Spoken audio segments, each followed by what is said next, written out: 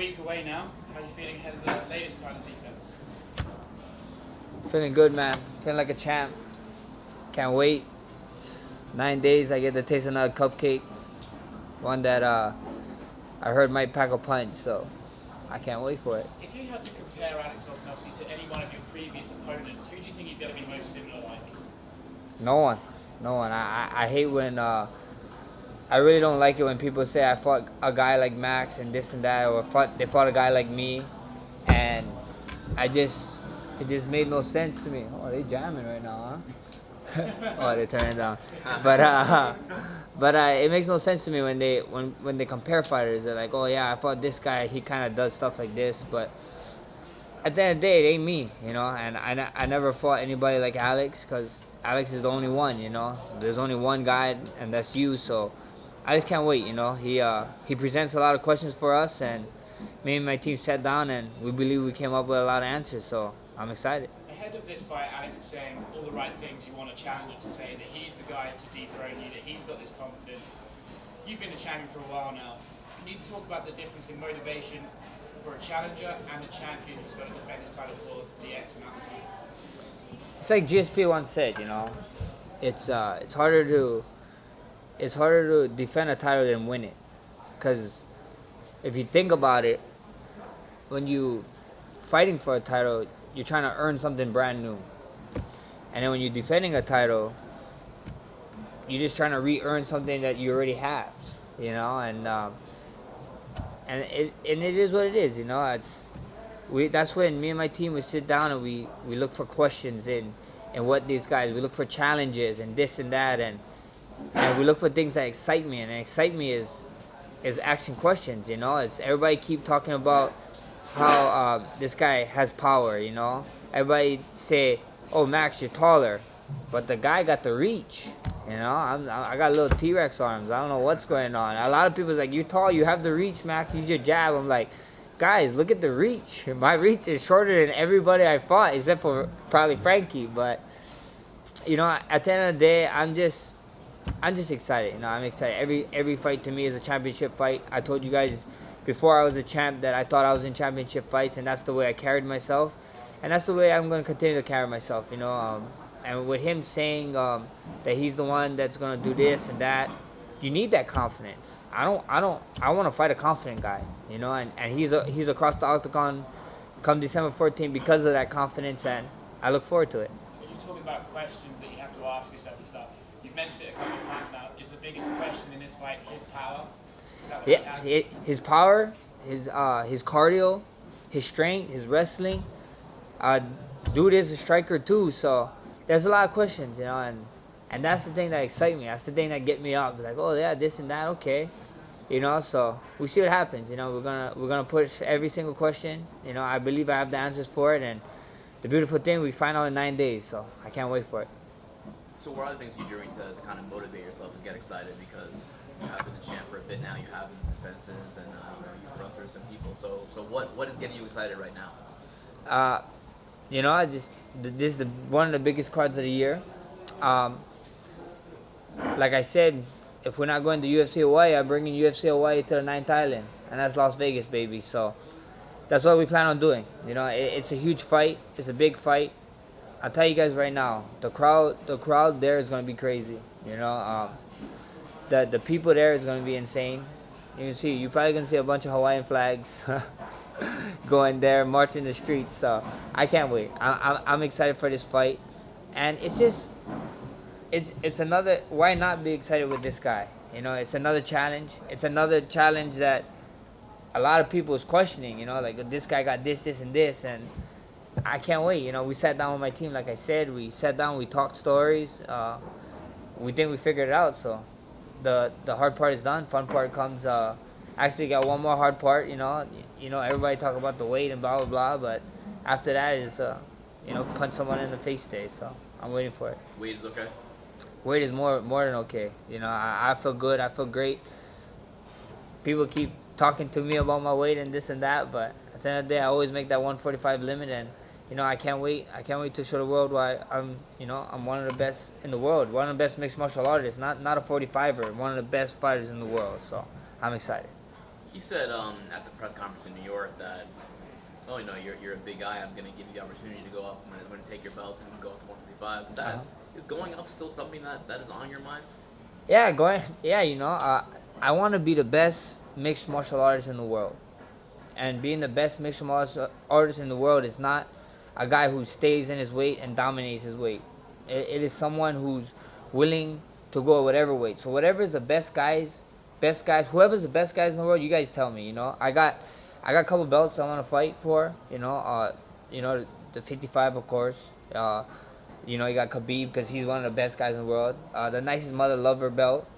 Stephen Boy Thompson hit me up, and the baddest man on the planet. DC. He's the heavyweight. He was the heavyweight king. I still believe he is the heavyweight king, and at the end of the day, if that's the guys that I need to fight to be the best in the world, that's what we're gonna do. So you can possibly be a two belt champion, nicest MRFer and baddest MRFer. Maybe you can challenge Masvidal as well. That'd be fun, I like 3 pieces, I like a soda, and I like biscuits. So, let me know. Max, with the move up to 155, are you viewing it as you're going to continue at featherweight and then if the right opportunity comes you'll move up? Or are you going to look at it as, okay, after this title defense, it's time to move up and leave featherweight behind, and you're going to make a drastic change to move up? We see what happens. We see what happens. I don't know. A king defends his throne, and my throne is here at 45. But if there's an opportunity at 55, why not? If it's defending or fighting for belts or whatever, it's not even the belts that intrigue me. It's being the best martial artist in the world that intrigue me. So if the best fighters in the world, whoever you guys think is the best guy, let me fight him. Let me at him. If he just has the belt is just the topping, the cherry on top. So at the end of the day, we see what happens. I'm going to sit with my team. First things first, we got Alex. I ain't trying to look too far in the future. And we go from there. Not to look past Alex, but after him, there doesn't seem to be any clear-cut contender in featherweight. You've got Korean Zombie, who probably need another win, then even Rodriguez, you probably think he needs a win. Is there another name after Alex you can see, like, that's the guy? Or is it time to maybe look at 155 for the next fight? It's MMA. It's MMA, man. Every 2 weeks there's a hot fighter. So there's the next one up every 2 weeks. So I ain't too nervous about it. That's not my goal. Ain't to look at guys. Winners focus on winning, and whoever at the bottom of the mountain, they can keep climbing, and that's what they're gonna do. Whoever UFC, we're gonna sit down after this fight. Hopefully everything goes good, and we talk to UFC, and whoever they want to put in front of me, then they will put in front of me. What did you think of the performances of some of the featherweights who've been in big fights, Yair, Zabit, and some of those guys? I didn't really watch them. I didn't get to see some of the fights, but I heard they did really good.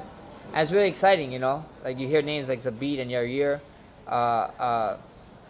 Yair is a flashy guy. I love his fighting style. Zabit is the same way. I love his fighting style. So I think so. Those opponents is cool. I think it would be great matchups, great fights. But at the end of the day, I got Alex in front of me. I ain't looking past him at all. Now, we had Tyron Woodley earlier in the year. He talked about, if you ask all of the UFC champions who would be their favorite, he said they'd probably all say Max Holloway. What does that mean to you when you got a guy who was on top for a long time giving you those kind of props? It means a lot, T Wood is a good guy, great human being. A lot of the champions is just nice people, So when you hear guys like this, this is the type of guys that you look up and you model your career after. And I just lost for words, Lost for words, It's more than a nickname. I'm blessed. So we've heard you mention that you've taken more medical tests after the scare a little while back. Can you give us any detail on what sort of tests you've been taking? I just sit down with my team. Me and my team, we sit down. We do certain tests and stuff for my health and wise, because one of our main goals, one of our main ideas, and my stuff that my team live by is they work for Rush, they don't work for me. So everything is to make sure that I'm good, so we can be good for Rush, and that's what we do.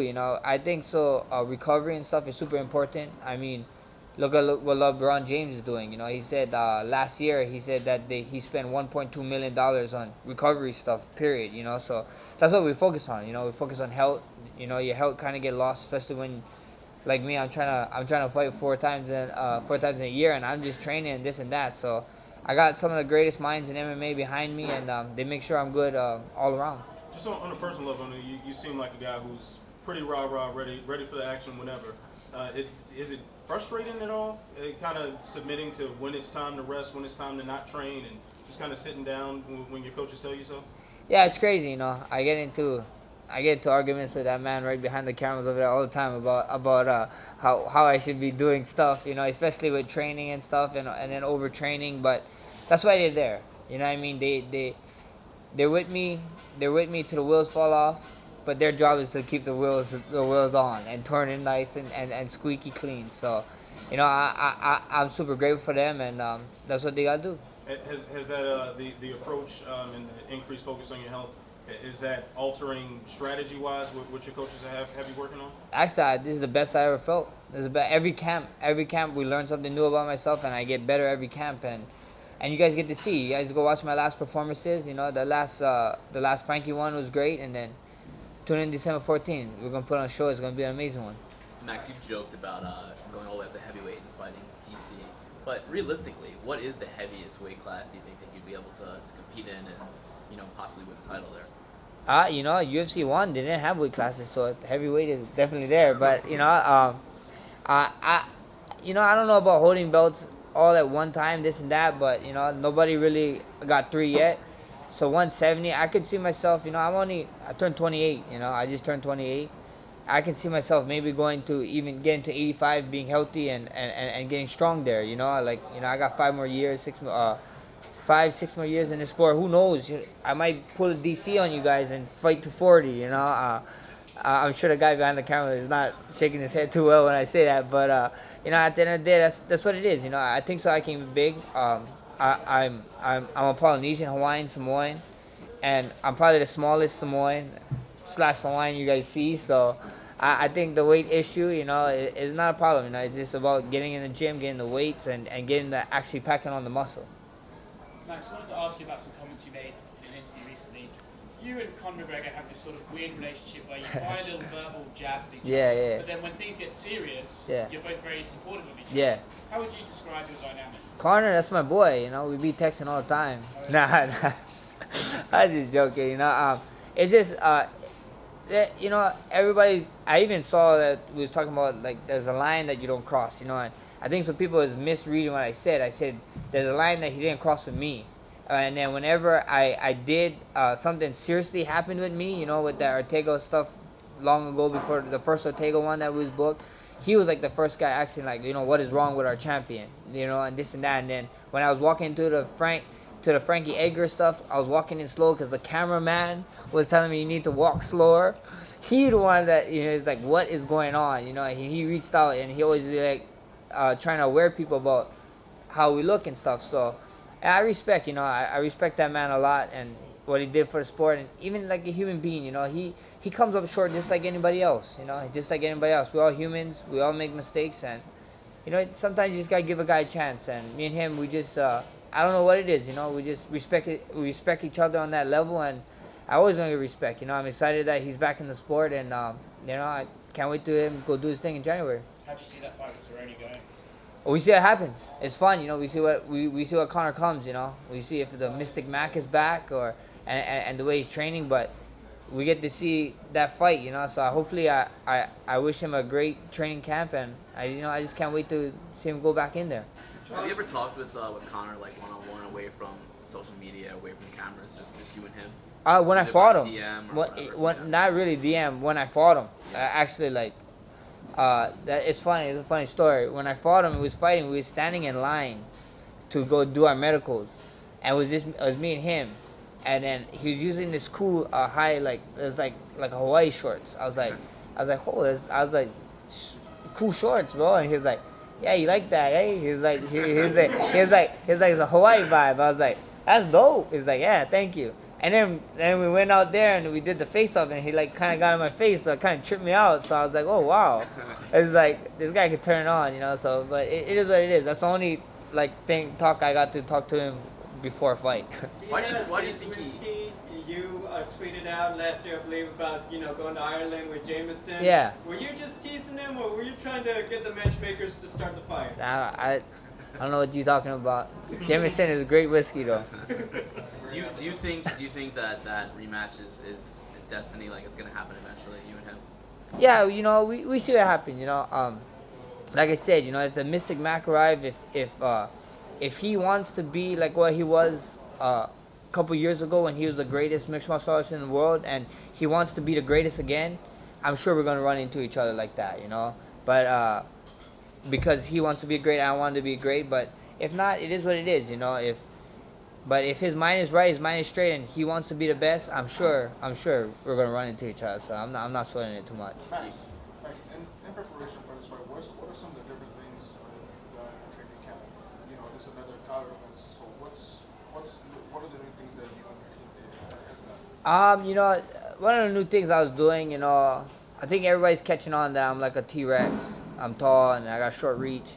Been trying to like stretch a lot more, get my reach a little bit longer. Alex got longer reach than me, so I've been stretching doing my stretches a little bit longer, focusing on. Hopefully, we can remeasure for this fight, and hopefully I got an inch or something.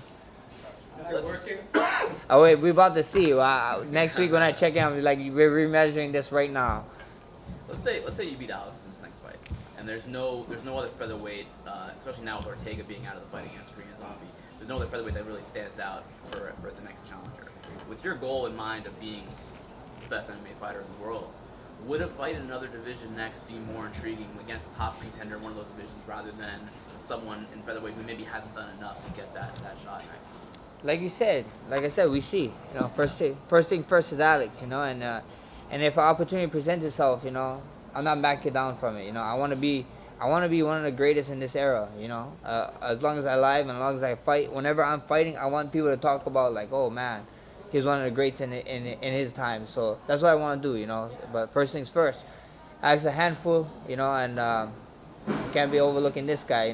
Most of the times we see when guys overlook guys, you see what happens. So right now he got my full focus, and Sunday, Monday, whatever day after the fight, if everything go good, I'm gonna sit down with Dana and them, Hunter, and we have that talk. Max, you've got. It's inevitable basically in every interview something comes up about your Hawaiian heritage or bringing the UFC to Hawaii. But I'm curious, when it comes to fighting, is there something distinctly Hawaiian about the way you fight? There are these concepts of like aloha and hana and mana. Is there something that's unique to all Hawaiian fighters, or something that you bring specifically Hawaiian to the cage? I mean, if you see all the other Hawaiian fighters, it's just aloha. You see it. Most of us is like going to fight week and we're smiling, we're laughing, cracking it up.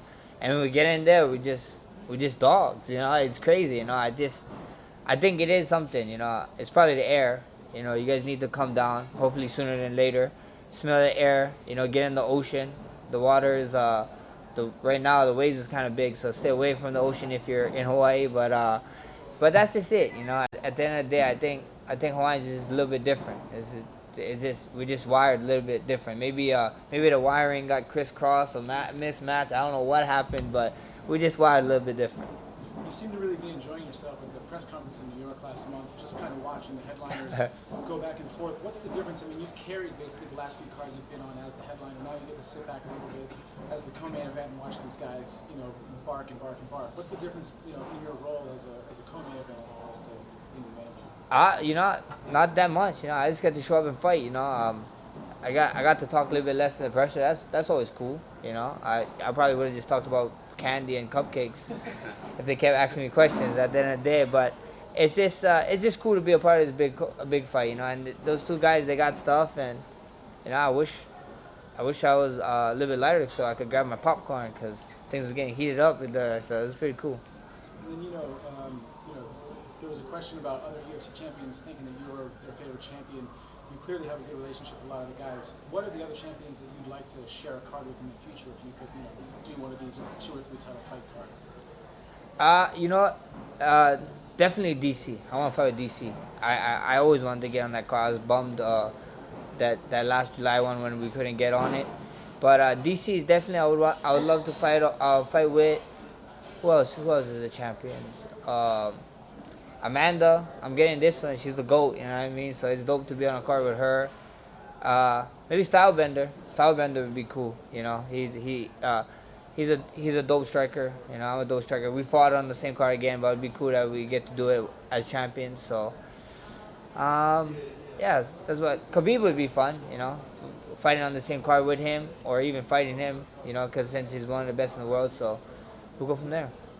It's kind of the era of the big money fight. A lot of fighters are kind of chasing the biggest possible payday, but you're talking more about legacy and more about being the best ever rather than trying to make the most money. Is that accurate? Is that kind of what you're? Are those two like parallel things, or are they divergent things? Do you think? I think they're parallel. You know, I think if you become the best ever, you keep fighting, you keep coming, the money comes with it. You know, the sponsor comes with it, everything comes with it. You just gotta do your job. You know, I think so. A lot of people nowadays they're just looking for the shortcut, for the easiest way, and then that's how come you just see flashing in pans. You know, like they hit this peak and then they just kind of disappear. You know, and I never ever wanted to be that guy. You know, at the end of the day, it's taking me a little bit longer, but I like the long route, hard route. You know, and it took me, what was it, 10 fights? 10 fights to get a title fight, and I got a title fight because of DC. So thank you, DC. I always take it for that, you know. I don't know what happened, but you know, I got my interim title fight because of that, and things happen for a reason, you know. At the end of the day, I'm in it for a long work. I'm not gonna shy away from hard work, period, anytime. So you let me know what to do. I think you just gotta keep winning fights, and you know the money fights come sooner or later. There are 2 other title fights on your card. Which one are you most looking forward to seeing, and why? I want to see Amanda Nunes and Jermaine. That fight is super exciting, you know. Especially if they both, like, Amanda just been striking lately a lot, and Jermaine's a striker, you know. Jermaine once she knocked out a guy in boxing, so yeah, she did. So it's intriguing. So I want to see that fight for sure. Is there anything special you want for Christmas besides a win? A cupcake the size of this table. That'd be really dope. Check out my YouTube, Max Bless Holloway. We're probably gonna do something after that. A cupcake this big. I'm gonna be eating it. We're gonna put gold flakes on it. So it's gonna be awesome. I mean, it's Vegas, so you can probably find anything in Vegas. 100%.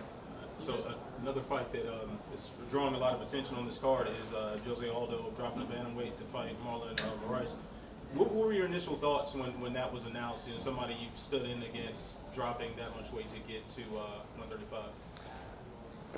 I was like, thank God I don't have to face him again. You know, that guy's a beast. He's strong, and I was kind of blown away at first. I was like, oh, he's gonna make 35, you know, and it's possible, you know. He's just changing your diet and this and that. So I wish nothing but the best for him, you know. But we see what happens. I'm excited. He's fighting. In my eyes, it's like fighting a clone. Him and Marlon is like the same, you know what I mean? And they're Brazilian, and they're both Brazilian. So I'm excited for that fight. So I can't wait to watch that fight too. You just mentioned that, you know, when you fought Pettis essentially for the interim title, you said, you know, thanks to DC, because he dropped out of that fight. Mm-hmm. Were you and DC actually close before that, or is that some kind of experience that brought you guys together? No, me and DC wasn't close before that at all. Like we kind of talked here and there, this and that, but like after that we kind of talked more, and then what got us close is that he invited me out to when he was doing the Ultimate Fighter, and I got to spend like a week with him. I think 5 days with him, and we came real close. That guy, he doesn't let it. He just tease you. You know, you watch any video, he tease everybody. So I love that guy. You know, that's my kind of thing. You know, growing up with friends and all my friends, we always give each other a hard time, and it's just good. You know, it's just it's a crazy friendship. When we see, you know, embeddeds or on Fight Week, you have a huge team with you. You know, all the guys focused on you. You do a lot of activities, we see all that stuff. What about the guys that don't make the trip to the fights, the team back home? How much bigger is this sort of the training group back at home? And are there other guys that, you know, you wish you could bring out on the road as well? It's huge. I wish I could bring everybody, you know, but I ain't making that DC money yet. So, DC, let me know the secrets so I can bring out everybody. But you know, at the end of the day, we got a huge team. You know, I'd like guys come out. We'd have a huger team if guys came out, and I'm grateful for them, and they always know. I always try to make sure that they feel it when we get home. You know, we always try to go and get dinner or lunch or hang out or just spend time, you know, outside the gym, away from the gym where it's just crazy. You know, sometimes at the gym is just insane. So we always try to do stuff outside of the gym. You know, in football, if a quarterback has a good year, they generally buy their offensive line something. Yeah. Is there something you've ever done for the guys that travel with you or for the team, you know, to thank them for all the information they give? Oh yeah, all the time, all the time. We do. I always make sure I take good care of them. Even if it's too small stuff. Catching dinners or whatever it is. But that's just what you gotta do. It's just being a decent human being. You take care of people who take care of you, and these guys. These guys take care of me behind the scenes. They do a lot. They do very a lot. Like I said after the Frankie fight. Plot twist. I ain't the conductor of Bless Express. I'm actually just chilling. I'm actually one of the passengers. These guys are the ones making the call, making sure everybody getting on and whatever. So it's just I got an amazing team. I'm just grateful. I'm blessed. We hear a lot of talk about like the Mount Rushmore of MMA. If there were 4 guys up there, you're well on your way to being in that elite level. But what would be more important to you, to be on the Mount Rushmore of MMA or on the Mount Rushmore of sort of Hawaiian culture and history? I think so. I probably for Hawaiian culture for sure.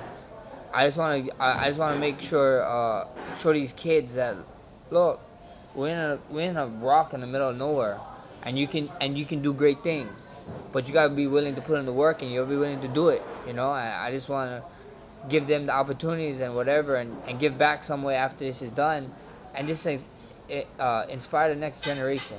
That's what life is about. Life is about inspiring someone. You wanna, when you leave this world, you wanna make it better than when you came in. So that's the end goal.